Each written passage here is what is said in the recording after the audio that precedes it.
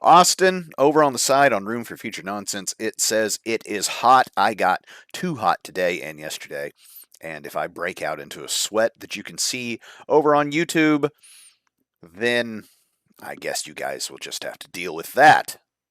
Outside is off limits for me right now. I was going to mow the lawn. That is going to be moved until a couple days when it goes back down to the 80s.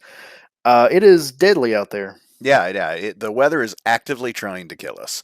But on today's show, the first 11th edition FAQ is here, and the first 11th edition points are here. The Disposition Wars, as I've decided to call them, continue. Necromunda sells out.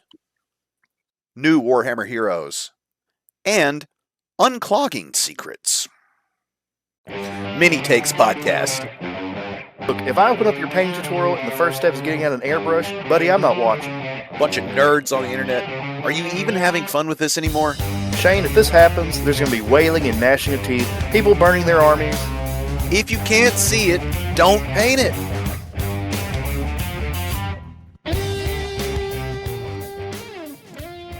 Austin. Yeah. Here on Mini Takes Podcast, that's Austin. I'm Shane, by the way. If it's your first time listening to us, you probably read the description and things and knows who's who. I keep saying Austin. That must be him. If you saw in the description that Shane's the other guy, that's me. So, we're over on YouTube where you can watch us. We've got crappy webcams, but some people like that kind of thing. All right.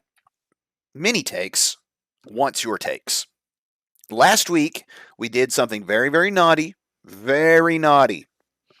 We did not talk very much 40K. I mean, we did talk some 40K, but it wasn't the thing on the thumbnail. It wasn't so much the main topic of conversation. And the internet hated that. And so we don't have any comments to read. So rectify that. I don't care what you put down there. Cuss us out, whatever you feel like. And we'll read them next week. Leave them on Spotify, leave them on YouTube. If there's join our Discord, totally free to join. Link down below, and leave it in there. Yeah. And we'll put it on the show. So, I guess we'll just get straight into our rundown. It's the first 11th edition 40K FAQ. And there was some stuff in there. Yeah, for sure. The big things that were in there is really one thing to me that was crucial. There have been a lot of people teching into the stacking modifiers thing, okay? If you don't know what I'm talking about, you can only modify 2 hit, 2 wound by 1. If you have 2 sources of -1 to hit, say, you can't turn it into -2 to hit. I think most people know that. However, in 11th edition, we have the benefit of cover, which changes the ballistic skill target. Okay? Ballistic skill changes are not dice modifications, therefore those 2 can stack, as well as ballistic skill adjustments are not capped. They do get capped in places. Obviously, you can't hit on 1s. So, however, if you're for whatever reason a unit that is hitting on 5s and you've got 2 sources of improved ballistic skill, then you can then be hitting on 4 and 3, and then you can have +1 to hit, which means you're now hitting on 2s when you started at 5. Okay. Yeah. And GW said, well, that's a bit silly. All right? Because what's been happening is there are many 10th edition abilities on the sheets that give you +1 to hit, or -1 to hit, rather. And then you put guys in cover, and now it's -2 to hit. And it makes guys really hard to get to. Or the other direction. And so what they've done is they've gone through and changed a whole lot of data sheets where it's like benefit of cover. Okay? Even in cases such as psychic units, a lot have this where you're -1 to hit in combat and to be shot at, right? Like prescience and things like that. They've changed a lot of those to The wording is you have the benefit of cover, and you're -1 to hit in in melee combat. And so what Yeah. that does is you can't have benefit of cover twice, and so it stops that stacking. And that was one of the big things. The other big thing that they've done is there was a lot of talk about bringing back stuff. So how units heal in 11th edition now that the attached character and the unit are always one thing for the course of the game, except when they're not, which we'll get to. But the rules as written in the core rules were, let's say I've got 5 Space Marines. Well, let's do it this way. Let's say I've got 5 Necron Warriors and a whatever the heck the character's called in the Necrons. All right. Uh, He's gosh. Yeah. yeah, That guy, that guy. Everybody knows who I'm talking about. All right. big skeleton. So the deal with the Necrons is their army rule allows them to heal the unit as long as the unit still exists by the time the command phase comes around. Obviously, they've got other ways to trigger that outside of that time. But here's what people cooked up, which is I can bring back the character all the time. Right? Mm-hmm. Because Yeah. he's part of the unit. Therefore, if I'm going to heal 3 or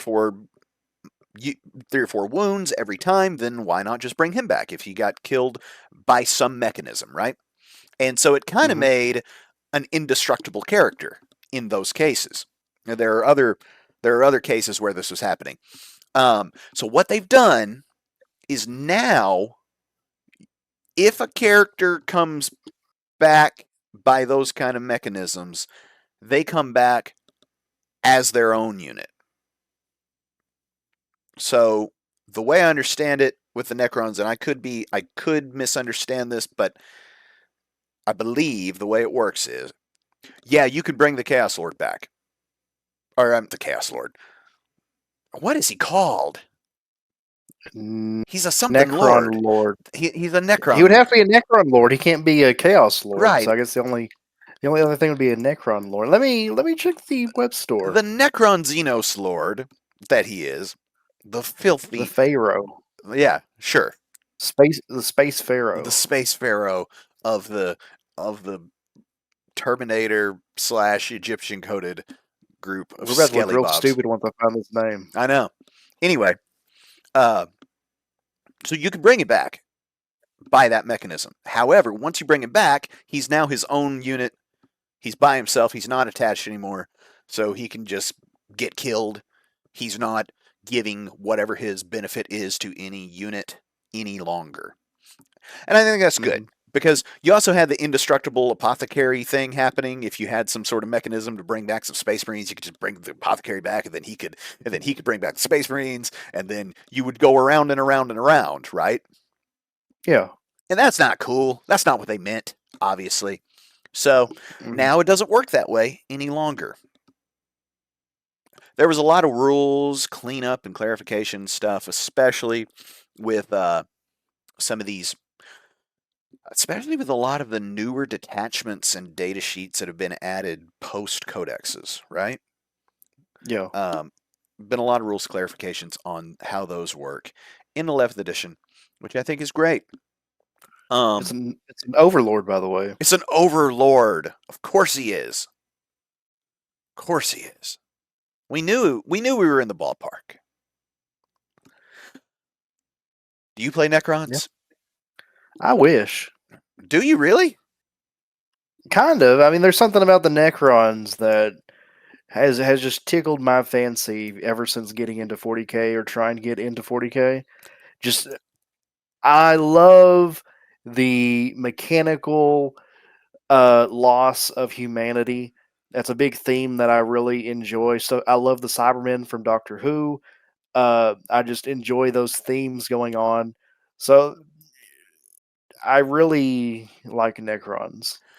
I don't like. Yeah, I like I don't like some of the elements of them. I like the lore a lot, and I always think the models are cool. But then I always take a step back before getting too excited because I'm like, that would be the most miserable paint job ever.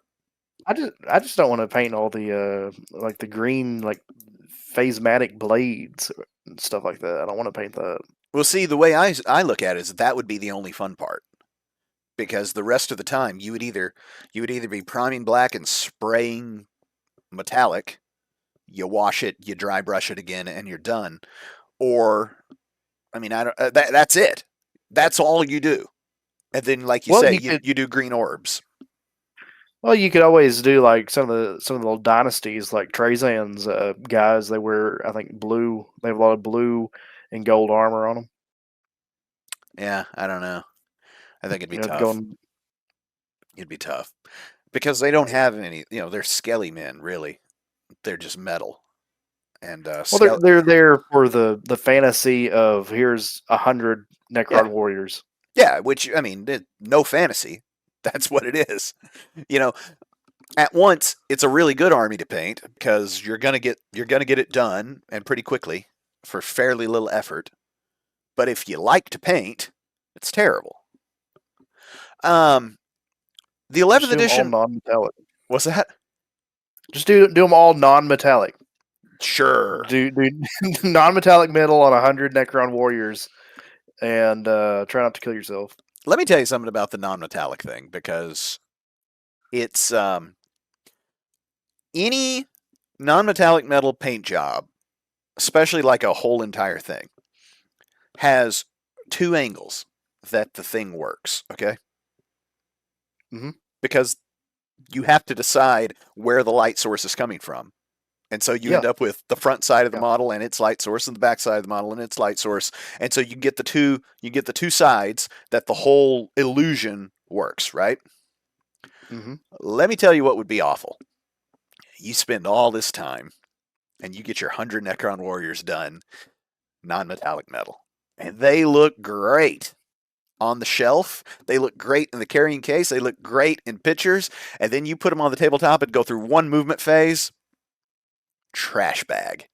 And you know why? Yeah, Because they won't be oriented in the right direction. They'll be all twisted around and it'll just look like yeah, mush. yeah. It'd be awful. So It's again, only good for photos. Yeah, yeah, yeah. And it's a neat idea, and I'm sure people have done it. And then they go and play a game, and it's like, ooh, my army is not popping the way I thought it would. Mhm. Um, I want somebody to get in the comments and say, well, you can get movement trays and da da da. Okay, yeah. You and your movement trays go sort out these pile-ins and consolidations. Yeah. Good luck. Um, also, the first 11th edition points adjustment came. Austin, can you guess what happened? Points went up, points went down. People are upset. Armies are burnt. Yeah, typical 40K fare. So what happened is the stuff that was super cracked is now really expensive. Oh, I heard about your defiler. People are saying, "Oh my gosh, the defiler's broken," or not. It's broken in such a way that you don't take them anymore. It's like, well, you can take one. yeah. Hey, let me tell you, if you're a new listener, I love two things. Two things. I love the dispositions, and I love this stepping up points tax scheme that they've got. That has been the most elegant solution to a real problem, like a masterstroke by GW. We give them stick all the time for this, that, and the other. We've got to give them their flowers when they come up with something great, and there's no way to dislike that.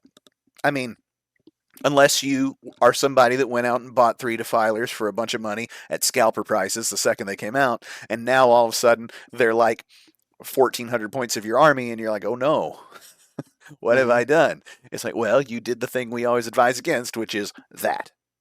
Don't do that. Yeah. 120 orc boys, really expensive now. I mean, you can do it. Knock yourself out. Try. Go ahead.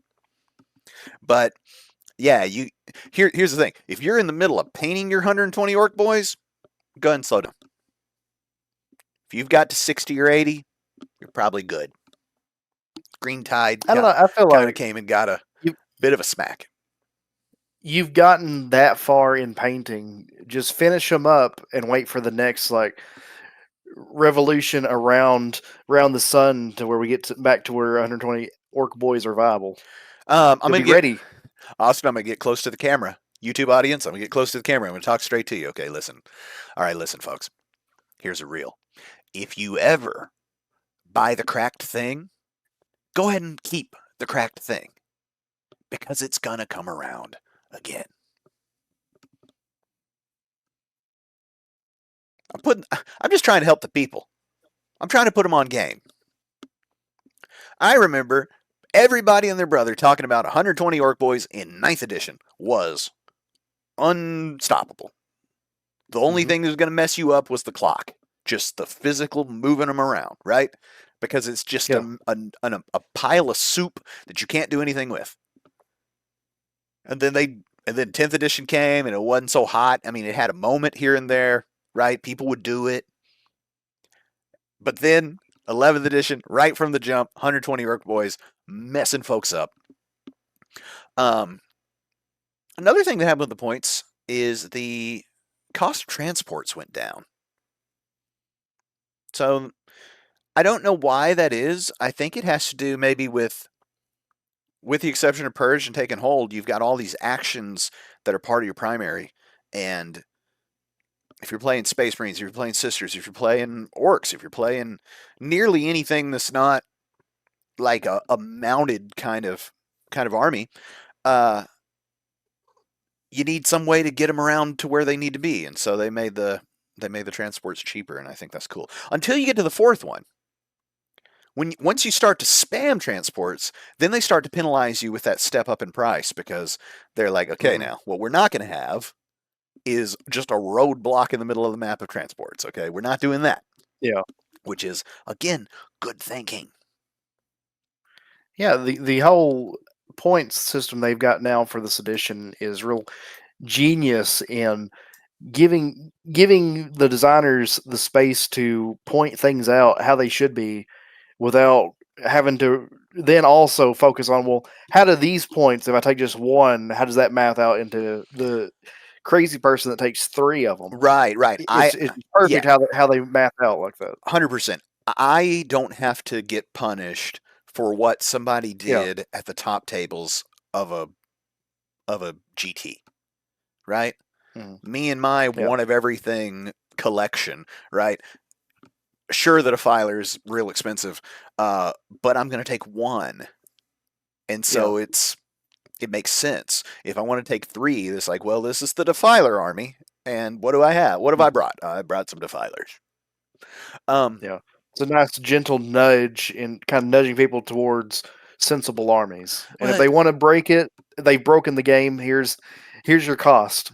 yeah, and at some point it will be too expensive to feasibly do, and Hmm. like, gee, I've been thinking about this, right? If you watch golf right now, there's like Yeah. there's like a new analytics revolution in golf, right? And everybody wants to be optimal all the time, and every single shot is worth so much in the margins, right? Everybody's trying to Mm. save a tenth of a shot on this, that, or the other, and so there's all this method, there's all this time, there's all this math done in the moment, there's all this analysis, and it's slowed the game down hugely. And the other thing it's done is there are some uh, stylistic choices, we'll call them, that make it Hmm. look funny. All right, it just looks funny. Like, why is he doing that? Yeah. Just hit the thing, right? And golf is presently in this kind of a fight with itself, not just itself but with its own members, and then with its fans, and with the sort of competitive meritocracy of the whole thing. Hmm. And I'm I try to be reasonable, but my thing is, can we just make sure it looks like golf? Like, can Yeah. we just decide, like, what are we trying to do here? Is it we're trying to shoot the lowest scores at all costs? It's like, well, roll up with a robot or something. I don't know, right? Hmm. For instance, I always say, you run these things out to their logical end, right? It it's way easier to win a horse race, right? Like the Kentucky Derby with a dirt car. Yeah. That's how you would win. I want to win the Triple Crown every year. How can I do that? Oh, you bring a car. Well, that's not what we're doing here. We're racing horses, aren't we? So that's stupid. Hmm. Similarly, 40K, like GW is the opposite to what golf is doing. They're like, we want our game to look how we want it to look. That's why they charge you 10 points to get your stuff painted, right? That's why Hmm. they'll point the defiler off the table, that third one, right? Because Yeah. that's not what we're doing here. They don't want a game where you bring 3 of the cracked unit and win all the time. That's lame, and I agree with them. Um, so the points came out. The stuff that was too good is now less good. I will say this though, to close the loop on this FAQ and the points, then we're going to get to the disposition wars because they are heating up. Um, the Tau, who are kind of running roughshod over everything, they did have some points increases, but they were mild, and their stacking buffs thing has not really been looked at. I Hmm. expect in the next, or maybe the first quarterly, possibly, balanced data slate, the nerf hammer comes for Tau and just shuts them down. Yeah. Um, all right. Do you have anything on the points that we didn't cover or the FAQ? Uh, no, I think I might have something to say about the dispositions, but uh, I think it's always the same thing every time. Points update, people freak out. Their armies are no longer viable. People figure out the new sauce. They remake their armies. Repeat, rinse, repeat. That's it. That's how it goes. Yeah, can I make a little PSA to everybody, public service announcement? If you're somebody who every time the points come out, your army, air quotes, is messed up, I advise you to reevaluate the way that you're interfacing with the hobby. Okay?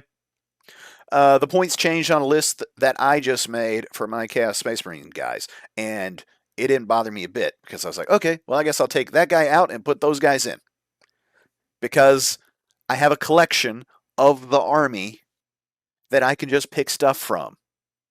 Okay? If you're a one list sort of person, and then anytime there's a change, you make a new one list and sell some stuff to get other stuff. Like, first of all, you're taking a loss every time. I know you are. But also don't Hmm. do that. Just keep adding to the collection, and then this won't be a problem going forward. So, because again, just the hobby time, the getting it painted, the running some games with it, the turnover is too fast in 40K. The patches come out too fast. Some people, Yeah. some people even in our mini takes community complain the rules change every 5 minutes. Um, and I quibble with that because the rules don't change every 5 minutes as far as like the big broad strokes.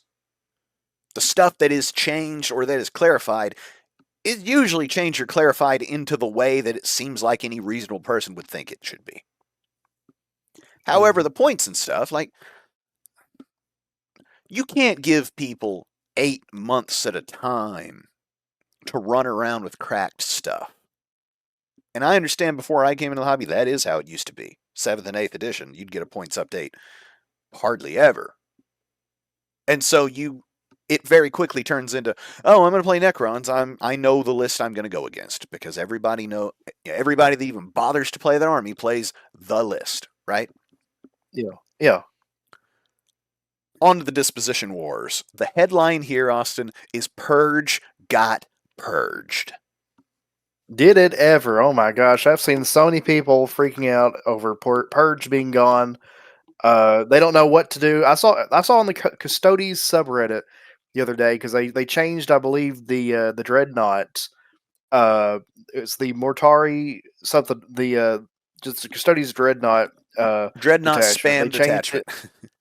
Yeah, they changed that from you could from Purge, and they changed it to Taking Hold, and everyone's freaking out. Well, what do we do? And then someone's like, guys, we can play Taking Hold. That's what we do. We can easily play Taking Hold. Stop it freaking out. it almost makes more sense, in fact, to Yeah, take these slow, stompy dreadnoughts, just park them, just park them. yeah. Yeah. So here's the deal. The problem with Purge was twofold. First, it is innately simple. I got to kill your Hmm. stuff. Don't have to Yeah. worry about positioning. Don't have to worry about where I am, where you're going, what you're doing. I got to kill your stuff. And that is an advantage, just an inherent advantage. Just take away the math, the rules, the sort of game mechanic knock-on effect. Just the mental load taken off of you by what am I doing this turn? Oh, shoot everything I can, chop up everything I can. That's all you got to do, right? The Hmm. second problem was that a lot of the 1 DP detachments had purge or some. And so what people would do would be take any old detachment that leverages the sort of rules and abilities that they would like to have, Hmm.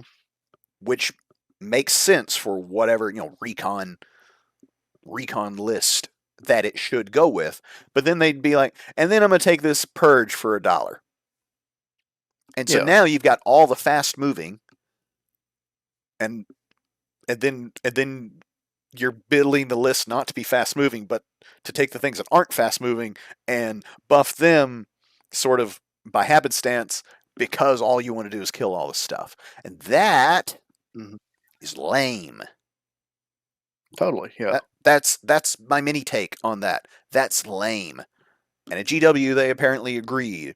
And I don't believe there's a single 1 DP detachment that has purge any longer. Correct me down below if Hmm. I'm wrong. Your major players in the game, what I'm saying is there might be something in Knights or whatever that you can grab purge for $1, but I don't know if there is. And so now, if you want to take purge, my Chaos Space Marines have 1 detachment out of all of those that is purge. That's it. There's one. It's a 3 DP detachment thing. That's all you got. I personally don't actually want to play purge. I kind of enjoy the complexity of doing the other stuff. I think it's a more engaging game that way.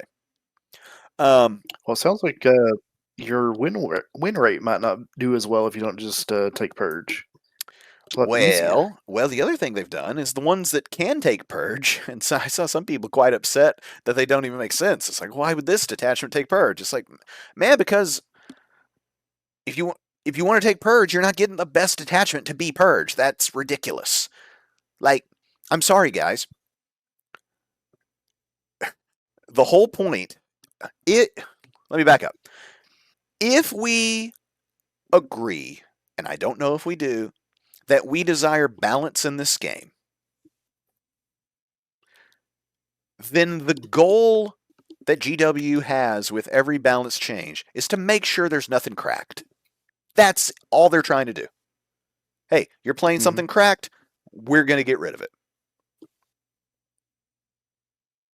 So either you want balance or you just want to win all the time. It can't be both, right?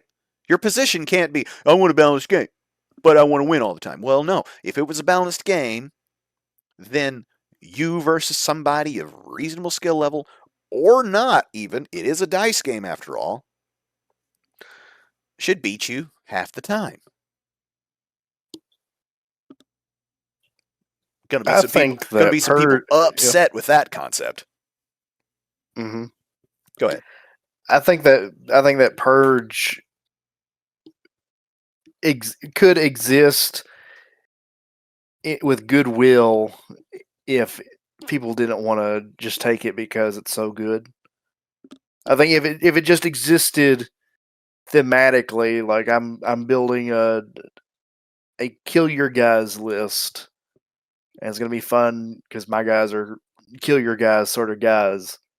Yeah, I think that would be fun, but when people break it down mathematically that purge is the best, and there's no argument against it. Uh, I think that's where it starts to break down, which is where a lot of the Games Workshop stuff breaks down. it's where You're thinking about it all too hard. it's where all tabletop war games break down because Yeah. we don't have a high enough resolution of of like just numbers, right? The fact that it's a Mhm. D6 system makes it so that you don't have enough levers when it comes time to just shoot stuff to have it be terribly balanced without it getting crazy swingy, you know?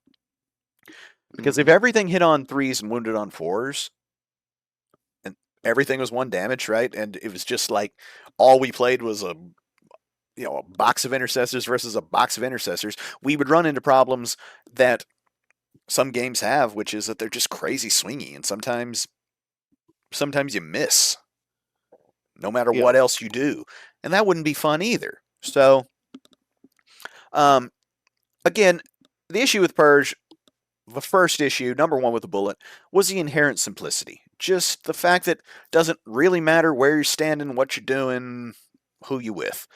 Mhm. You sort of run your army. You don't even have to think about the other army. You see what I'm saying? Yeah. Yeah. Whereas all of my games so far I've been playing Disruption, and I got to worry about where you are and where I need to be to do my thing. And if I do my Mhm. thing here, do I think you're going to want to come and get me? Or can I Yeah. block you here so that you can't come and get me, and that so it doesn't mess up my thing? I think that those kind of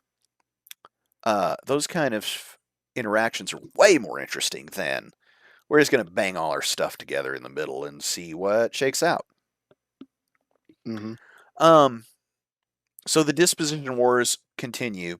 I will say one thing that's funny is they came through and changed all these, and uh, my favorite information getting spot is Tabletop Tactics and their various podcasts and stuff. I recommend you join their on demand and all that. Uh, but they kept track of like what the dispositions had been and what they changed to. But I don't think anywhere in the update did it say. So stuff just changed, right? And I opened up the list that I had made the night before that I believe was taken hold, and then it said on the list, there was a warning in in the 40K app about the points are over. So I saw off that, and then I still had a warning. It's like, hey, pick a disposition. I said, oh, what happened here? Well, my take and hold is now priority assets, which I'm like, well, that's fine. Uh, Mhm. but I promise you, there were some people that rocked up to a local RTT and had a new mission to play, and I bet they were shook. It had to happen to somebody somewhere. Oh my gosh, that sounds like a nightmare. Oh my gosh, could you imagine you've played 15 games of Purge with your not thinking about nothing army, and then all of a sudden you get there and that sucker is recon? I'd imagine some of those guys would just drop out. It makes you wonder. I get in the comments if you know of anybody that that got caught out, because again it had to happen, because I mean it could have happened to me. If I had a game booked the next day, I didn't even realize until later on in the afternoon. Yeah. Uh, which would have been hilarious because it was such a stupid list. Vashtor and a Land Raider and a Lord of Skulls and some other demon engines that aren't demons but can be because Vashtor's here and the detachment. That real bad list.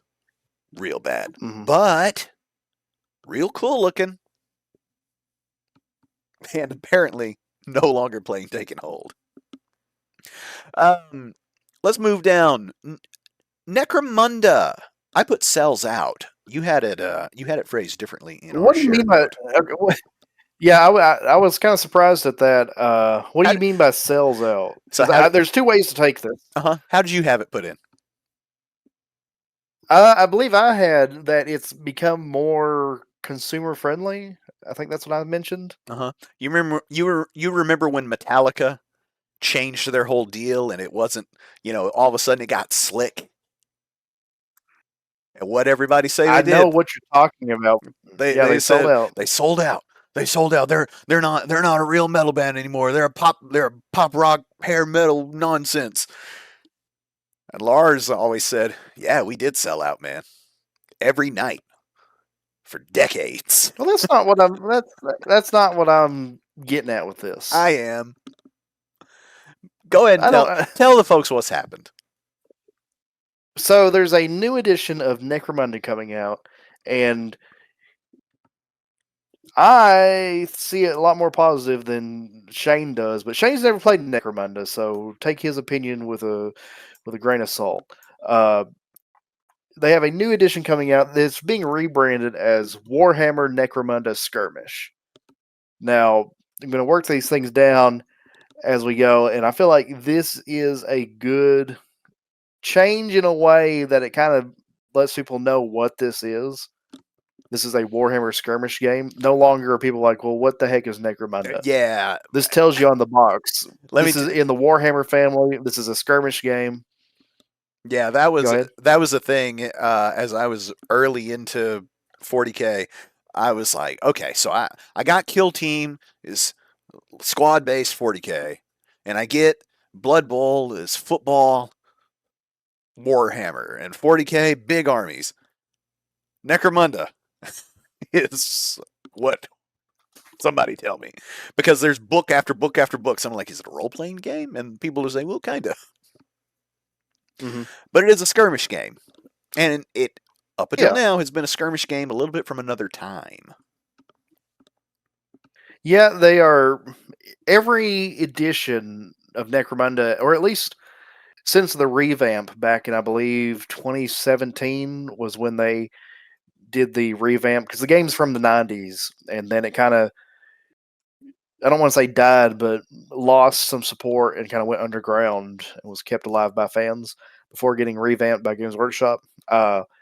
But every edition they release, they kind of make it a little, they actually make it a little better for the consumer, and it becomes a little bit more consumer friendly. And I believe this is the next step of consumer friendliness for Necromunda, because they're further cutting down on books. You need less books, because that was always the thing with Necromunda is you would get here's your gang release, because you play gangs in the game. You get your gang book, and if you didn't buy that gang book when it came out, you're you're just out of luck. It's never going to be in print again. Your cards, if you want unit cards, you better buy them when they release, or they're just gone forever. Or even not even. There's even tactics card, like gang tactics cards, similar to like stratagems in 40K. Uh, if you don't buy them, then they're just gone. You'll never get them again. Now they're releasing a core rule book, Gangs of the Underhive, which has rules for all the gangs in Necromunda, and then they got Gangs of the Outlands, which has rules for all the what was branded the Ash Waste stuff. The from last edition, the Squats, the Ogren, the Ash Waste Nomads, and then they're also throwing in rules in that book for Gene Stealers and Chaos Cults. So it's really making it a lot more consumer friendly for people trying to pick up these books. They're releasing the cards again, as I mentioned, campaign and scenario cards as well.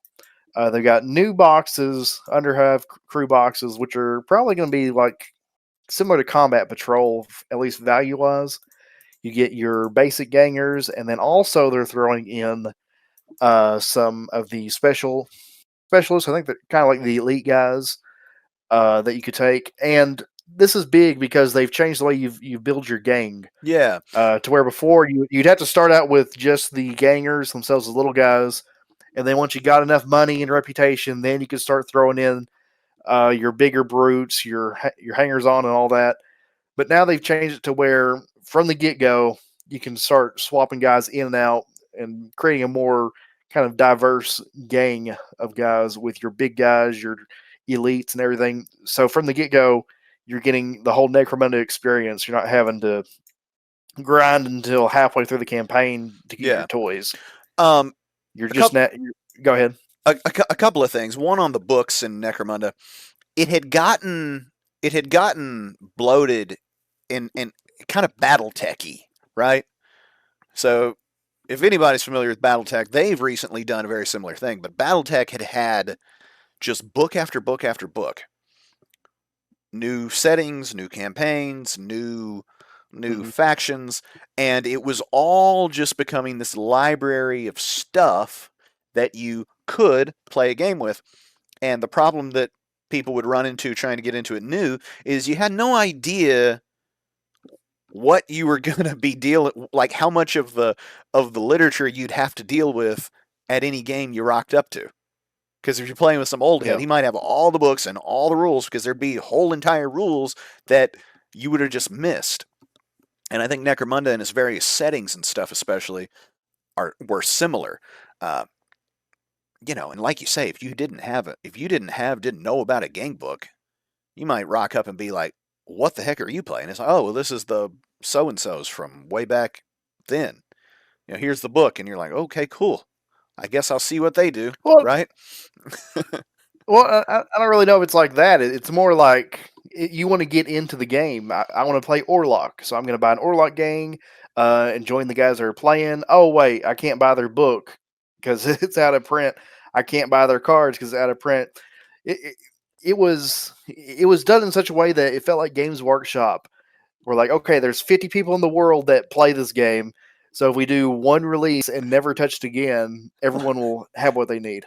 We won't have to like produce like any more of the stuff. Yeah, like missing a comic book issue in the '80s. It's like, well, you're bad luck, yeah, buddy. You better go buy it from yeah. somebody.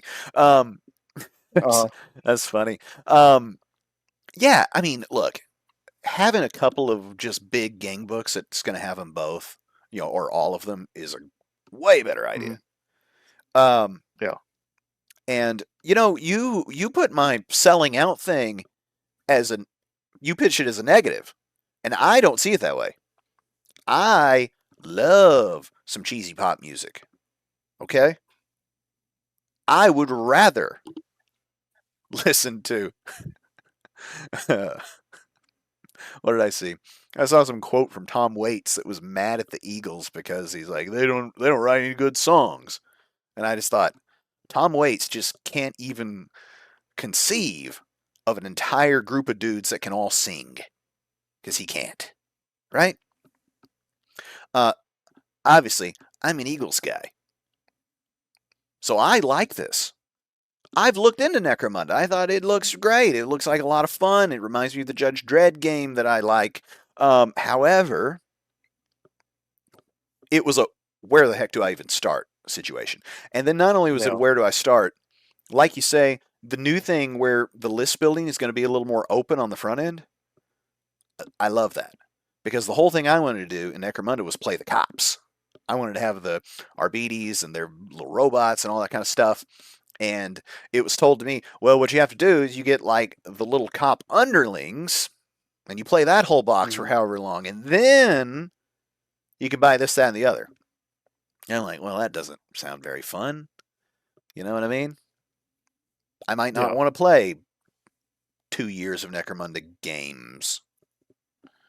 I might want to get 3 in on a weekend. Mhm. Um, I mean, you could always do just the skirmish mode and just build a list. But then part of the fun of Necromunda is just seeing the organic growth of your guys as they go through the campaign. yeah, and I think what they're doing is going to be great, because similar to D&D, because really Necromunda is almost as much of a role-playing game as it is a skirmish game. You name your guys, they're going to have stuff that happens to them that you're going to remember forever. But similar to like D&D, a whole lot of people don't start at level 1. They start at level 3, because that's when stuff starts to that's when Mhm. you're able to do stuff. And I think Necromunda Yeah. is basically saying, hey guys, wouldn't you have more fun if you just started 4 games in? And I imagine the And they're Necromunda they're community is going to say, like, you know what? You're right. yeah, and they're changing the rules around. They're making things more streamlined. I saw they've put armor values on the unit cards, and then I believe that gets modified with armor.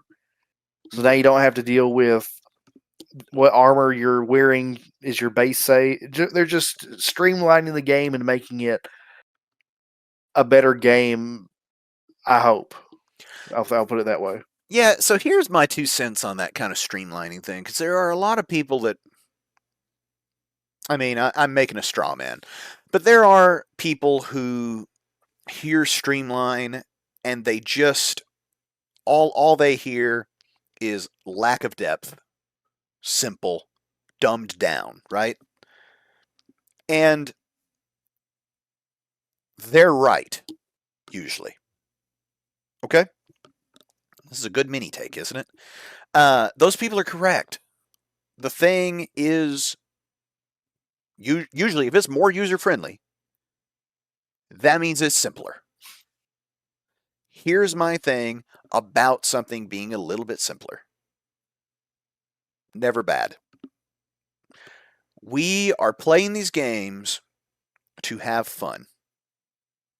We are not playing these games to make some sort of scientific experiment. If we go back to like golf, basketball, sports, right?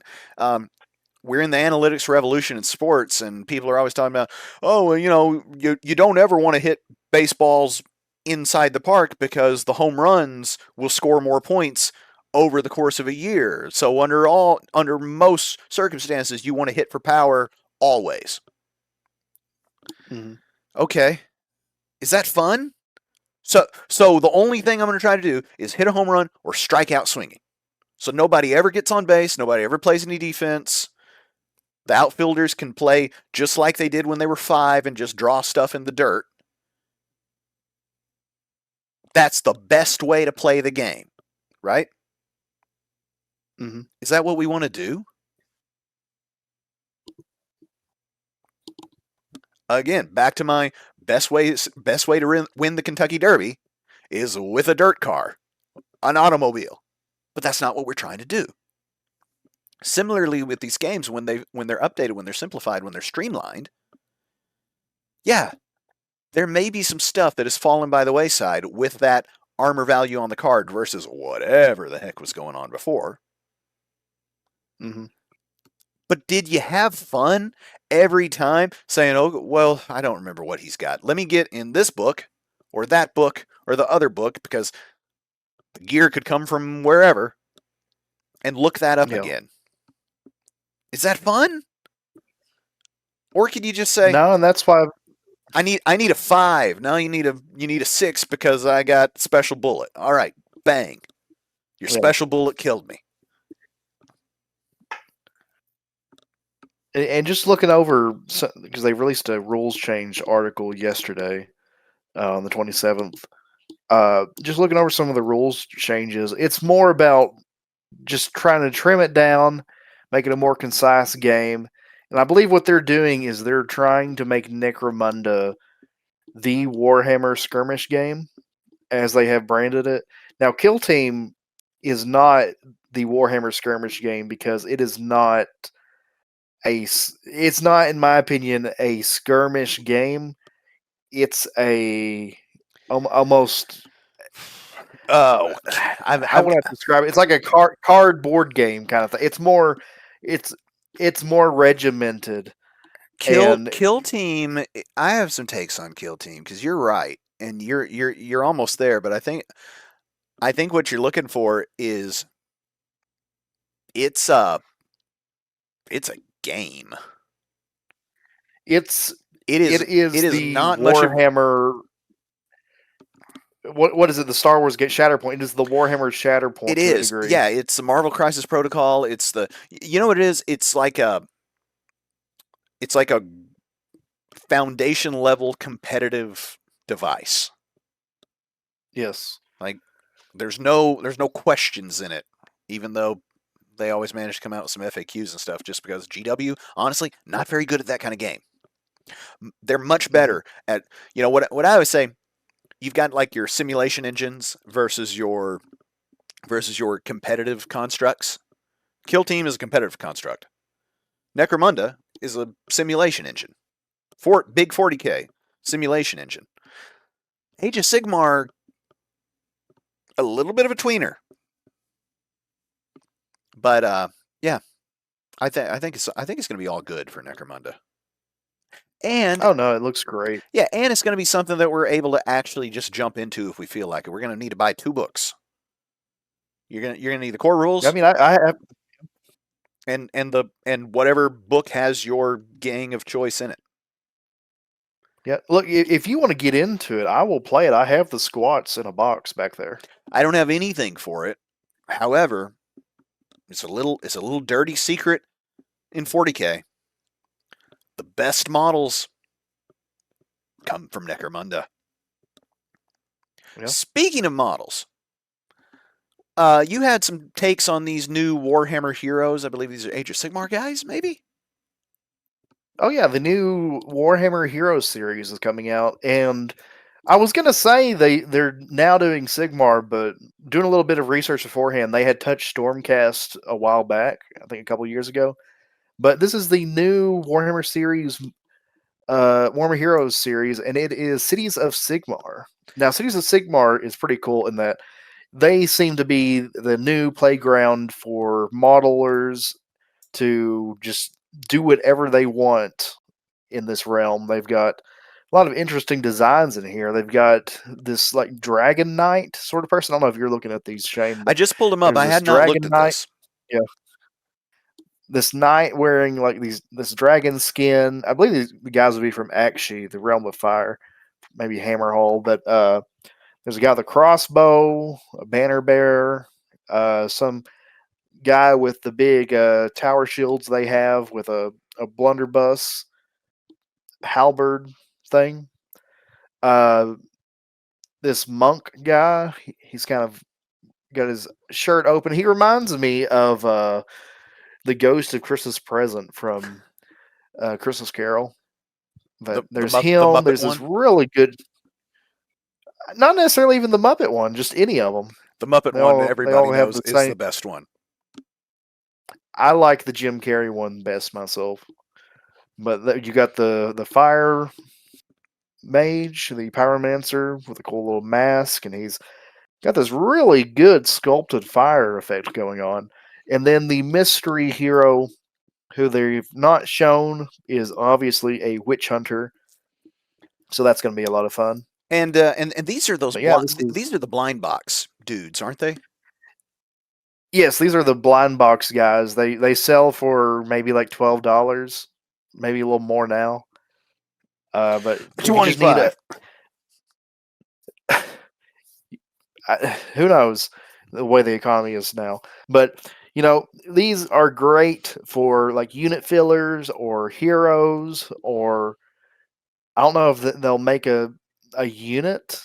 I don't think it said anything about that. But if you just need a little guy to like paint, these Hey, are like a great little buy. I tell you where we will probably see them because they look like a sort of, Cities of Sigmar unit. We've not seen any news, to my knowledge, about Warcry, the Age of Sigmar version of Kill Team. And I bet you these guys end up being a Warcry squad. If you just, Is Warcraft still a thing? I haven't heard that it's not a thing, but that's Last article was November. yeah, no, it's been a little while, and I've never seen anybody play it But in life. But it seems like the kind of place where they'd be like, here's a download with some rules for these guys. But you're right. The best way to use them is as alternative sculpts for characters that are similar, things like that. Uh, Paint them. Same thing with Necromunda. The best models come from this kind of stuff. Necromunda. If you like to paint, there's not a bad model in that bunch, man. I will say, Cities of Sigmar particularly are the poster child for models festooned with nonsense. just absolutely Oh, covered up it with is. mess. Yeah. Yeah, listen, there are two types of painters. There are people that like broad surfaces on their models and dynamic sculpts, right? So they can do what they want with the paint, with the blends, with the light, right? And then Hmm. there's people that like to paint little crap. And Cities of Sigmar is for you folks. Yeah. If you just if what makes a good model to you is just density of detail, there is no more. Well, it's funny you mentioned that. I was looking at that one with the halberd blunderbuss thing, and I was just looking at all the little details. I looked at the helmet. The helmet has a crest on the top, and I thought, oh, it's just a little design. But the more I look at it, I realize that it's two crossed cannons on top of the helmet. It's just these little details. They just go in. It's just a recursive thing. They just go into themselves. There's more and more details and details and details. Well, it's a sculpture of a man sculpting an owl, right? But if you look Yeah. really close at the owl, you'll see that next to him is a man that's sculpting the owl. And then if you look down even further, there's another man sculpting an owl who is just infinitesimally sculpting And a smaller and this owl. tower shield. Yeah. The tower shield has little statuettes of people in them. Just a ridiculous amount of filigree. It's crazy. Bear with, folks. If you want to follow along at home, we're on the Cities of Sigmar Heroes article on Warhammer Community where they've got the group shot. Right, I'm zoomed in on the dragon dude. Okay, I just picked him at random. I'm going to count how many different materials I can see. Dragon scale, dragon skin, metal dragon plate, the interior of the metal dragon plate that appears to be leather, some sort of skirting. I'm at 5 already. Some chainmail under that, okay? Underneath that, plate mail armor. That's at a glance. I got to 7. Hmm. We've not talked about his necklaces. We've not talked about his helmet. We've not talked about his face, his hands, anything else that could be there. There's a base, too. No, Cities of Sigmar models are silly. But if you're into just detail, they got it. All right, last thing Yeah. on the list. Unclogging secrets. This was yours. What the heck are you talking about?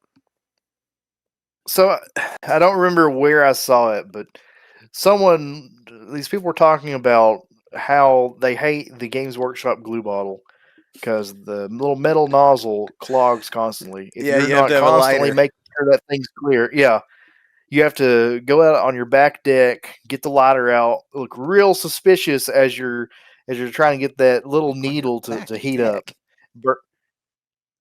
That's where I do it. Why don't you just light it as you sit there? Because I live in the home is where I live. It's my environment.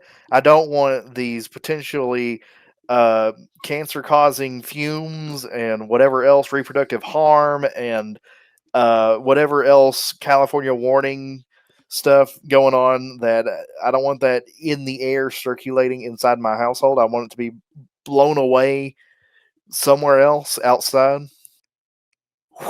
blown away. Uh, but that's where I do it. Now, the person online they said, "Well, what you do? I don't know why you guys are doing that, having such issues. What you do is just take the needle out, flip it over, and put it back in the bottle, and the glue will dissolve whatever's inside." Okay, all right, hold on. I was shaking my head the entire time if you're watching on YouTube, just at the just gutlessness of Austin here, worried about the tiny amount of fume that he might ignite in his domicile with this tiny little tube of glue stuff. As if the glue's not open and venting to the air already. It's I think some sort of petroleum product. It's just doing that. Anyway, put all that aside. So you're worried about hitting the lighter one time to evaporate that tiny bit of glue at the end of the tube.